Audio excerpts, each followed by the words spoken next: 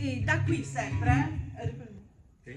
curre, curre sa corona, una lacrima ogni rano, non è possibile stornare, vai, vai in buon'ora.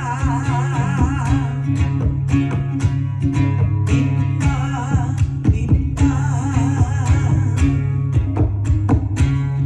si mi fa che tempus buono e ma si stesa fortuna e io non intendo adorare, corre, corre sa corona, bimba, bimba, bimba.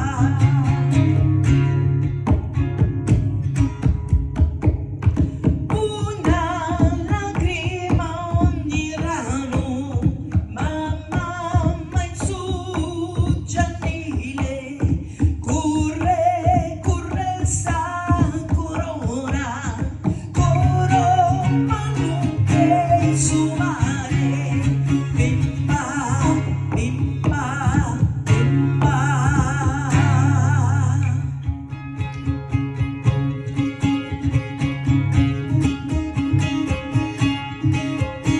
E questa è l'ultima volta che mi vedete con i capelli biondi, gustate questa chioma. Questa ciocca. Ciocca, volevo dire chioma. Questa chioma bionda perché Questa gnocca. da stasera io sarò rossa. Vi spiego anche perché. Perché ho deciso di usare, allora io capelli bianchi non ne ho, in famiglia non ne abbiamo capelli bianchi, cioè vengono in tarda età e io non ho ancora l'età per i capelli bianchi, però mi piace farmi della tinta, no? Per averli più lucenti, eccetera, eccetera.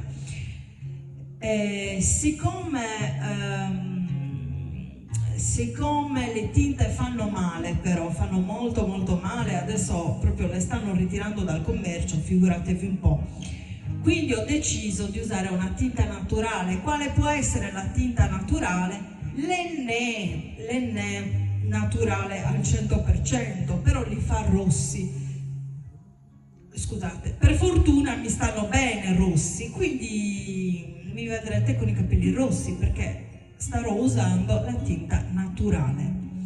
Per questo video è tutto e vi diamo appuntamento al prossimo. Ciao a tutti. Non ho l'età. Vai Maurizio, non ho l'età. Per i capelli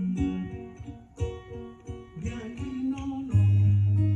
Bravissimo, bravissimo. Non ho l'età. Facciamo un applauso a Maurizio Gastaldi, polistrumentista, compositore, presentatore di Radio Bonaria. A proposito, sintonizzatevi ogni martedì alle 16:30 su Radio Bonaria. Troverete la sottoscritta Veronica Pisano, Maurizio Gastaldi e il giornalista, il mitico giornalista di Radio Bonaria, Silvio Cherchi, per delle trasmissioni entusiasmanti sulla musica sarda. Questa volta sarà la volta, volevo dire, di Andrea Parodi. A grande richiesta sarà la volta di Andrea Parodi. Grazie a tutti.